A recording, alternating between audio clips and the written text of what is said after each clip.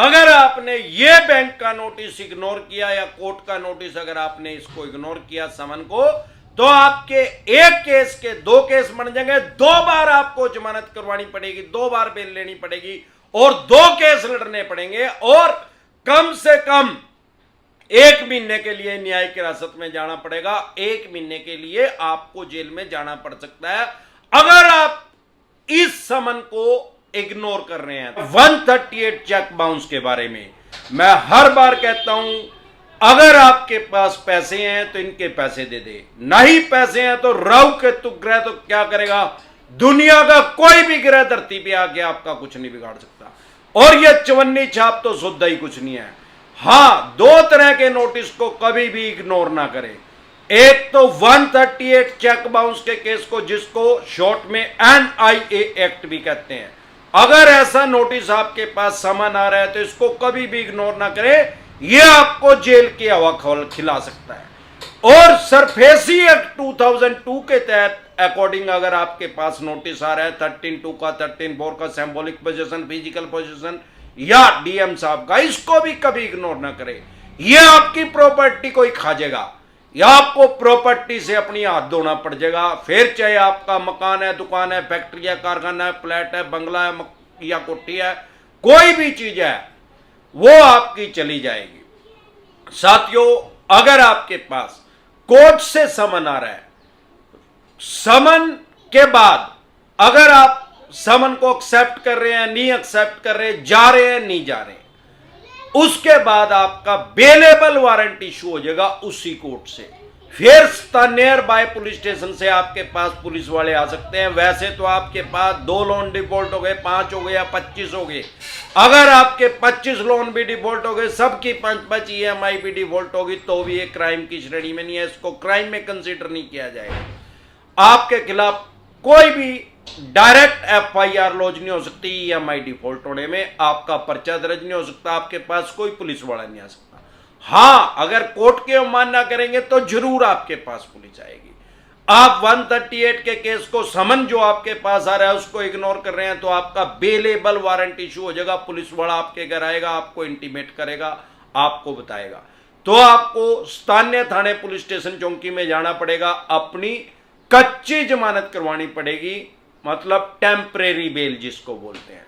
अब क्योंकि ये बेलेबल ऑफेंस है, जमानती वारंट इशू है, जैसे कि नाम से ही पता लगता है, तो इसमें तुरंत प्रभाव से आपको जमानत मिल जाएगी। उसके बाद आपको कोर्ट में जाना पड़ेगा। ऐसा नोटिस होने के बाद 80 से 90% आदमी कोर्ट में अपीयर हो जाते हैं। लेकिन अगर आप फिर भी अपीयर नहीं हो रहे तो आपका नॉन बेलेबल वारंट इशू हो जाएगा। अगर आप वो कोर्ट के अवमानना में आ जाएगा, भाई कोर्ट आपके पास समन भेज रही है, आप वहां जा ही नहीं रहे। वैसे तो 99% तो फेक नोटिस ही आते हैं, फेक समन भी आते हैं, चवन्नी छाप खुद से ही कोर्ट की मोहर लगा के लोगों के पास भेज देते हैं एडिट करके। आप डरे घबराए नहीं, क्योंकि बैंक या NBFC कंपनी के पास ये जो चेक बाउंस है ये एक ब्रह्मास्त्र है, लास्ट का हथियार इनके पास यही है। उसको इतनी जल्दी ये इस्तेमाल नहीं करते, यूज नहीं करते। इनको पता है अगर एक बार ये कर दिया चेक बाउंस और इसने जाके कोर्ट में जमानत करवा ली तो इसको सारा भेद आ जाएगा, कोर्ट थाना तहसील कोर्ट कचहरी का पता लग जाएगा। अभी तो ये घर बैठे अपने मकान में, दुकान में, फैक्ट्री में, कारखाने में, यही बैठे बैठे इसको डराओ इस चेक बाउंस से।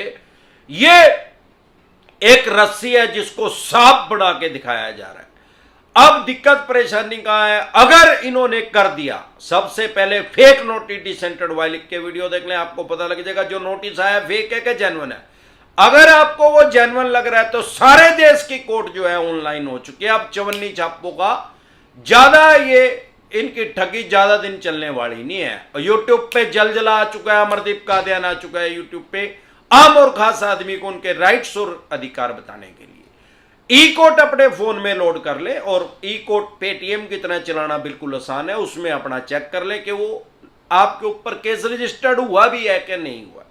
अगर हुआ है तो उसको इग्नोर ना करें, क्योंकि अगर आप इग्नोर करेंगे तो आपके बेलेबल वारंट इशू हो जाएंगे, उसको भी इग्नोर करेंगे तो नॉन बेलेबल वारंट इशू हो जाएंगे, गैर जमानती उसको भी आप इग्नोर करेंगे तो आपको भगोड़ा घोषित कर दिया जाएगा कोर्ट से।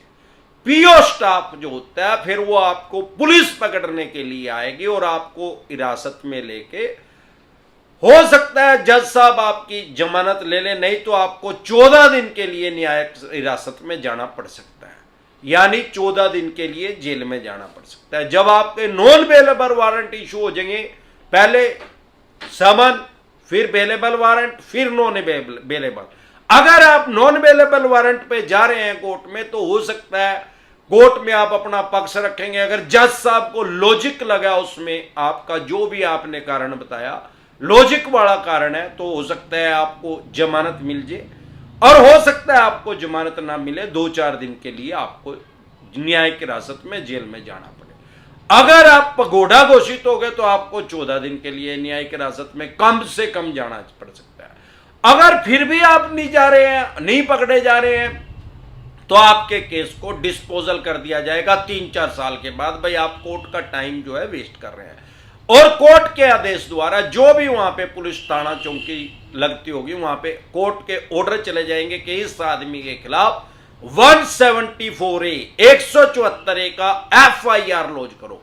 आपके खिलाफ एक पर्चा और दर्ज हो जाएगा, एक केस और रजिस्टर्ड हो जाएगा। अभी एक 138 का चला हुआ है जो कि डिस्पोजल हुआ है। डिस्पोजल का मतलब वो बिल्कुल खत्म नहीं हुआ।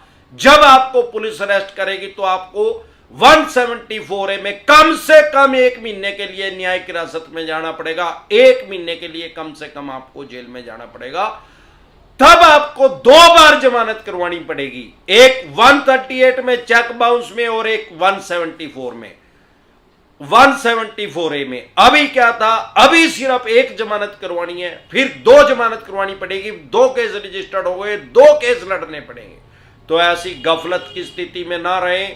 कोर्ट की अवमानना अगर आप करेंगे तो आपको घर पुलिस भी आएगी, आपको जेल में भी जाना पड़ सकता है। अदरवाइज तुरंत प्रभाव से इसमें जमानत मिल जाती है। आपको जिस भी स्टेट में आपके चेक को बाउंस करेंगे, तुरंत प्रभाव से वहां पे जाके आपको जमानत मिल जाएगी। आपको वहां की हाई कोर्ट में जाने की जरूरत नहीं है, स्थानीय कोर्ट से, उसी डिस्ट्रिक्ट की कोर्ट से ही आपको जमानत मिल जाएगी। इसी तरह की या किसी भी तरह की कोई भी दिक्कत परेशानी आपको या आपके किसी भी यार प्यारे रिश्तेदार को आ रही है लोन से रिलेटेड, तो यूट्यूब के सर्च के ऑप्शन में जाके वो प्रॉब्लम लिखें। आगे डिसेंट एडवाइस जैसे ही लिखेंगे, तुरंत प्रभाव से आपकी समस्या का समाधान हो जाएगा। इसके अलावा मैं जैसे हर बार बताता हूं कि एक तो चेक बाउंस के केस को इग्नोर ना करें, और एक सरफेसी एक्ट के नोटिस को इग्नोर ना करें कभी भी, क्योंकि सरफेसी एक्ट आपकी प्रॉपर्टी को खा जाएगा, आपकी प्रॉपर्टी की एक्शन कर देंगे, सेल कर देंगे, बोली कर देंगे, और 138 चेक बाउंस आपको जेल में पहुंचा देगा अगर आप उसको इग्नोर करेंगे। इग्नोर नहीं करेंगे दोनों नोटिसों को, तो आपका कुछ नहीं बिगाड़ पाएंगे। अगर आपके पास सरफेसी एक्ट 2002 का नोटिस आ रहा है, 13(4) का, 13(2) का, सिंबॉलिक पोजीशन, फिजिकल पोजीशन, या डीएम साहब का नोटिस आ रहा है, अन्य किसी भी तरह का कोई भी नोटिस आ रहा है, तो तुरंत प्रभाव से लीगल एडवाइस लें, क्योंकि प्रिवेंशन बेटर देन क्योर। इलाज से हमेशा परहेज बेहतर है। अगर आप हमारे साथ टेलीफोनिकली जुड़ना चाहते हैं या पर्सनल मीटिंग करना चाहते हैं, फिर आपका लोन 2 करोड़ का है, 5 का है, 25 का, 50 करोड़ का, या जितने भी करोड़ का, आप तुरंत प्रभाव से निंजा टेक्निक यूज करें और अपनी प्रॉपर्टी को बचा लें। आप लोन से रिलेटेड जो भी आपके पास डॉक्यूमेंट्स है वो सभी लेके मेरे से पर्सनल मीटिंग कर सकते हैं, पर्सनल एडवाइस ले सकते हैं, या टेलीफोनिकली भी एडवाइस ले सकते हैं। उसका क्या प्रोसेस है, आपकी स्क्रीन पे कमेंट बॉक्स के अंदर एक नंबर आया हुआ है 9306347314। इस नंबर को सेव करके व्हाट्सएप मैसेज करें, तुरंत प्रभाव से रिप्लाई आएगा कि कैसे आप हमारे साथ टेलीफोनिकली जुड़ सकते हैं या पर्सनल मीटिंग कर सकते हैं। एक बार जोर से मिलकर नारा लगाएंगे, जय ससुराल वालों की।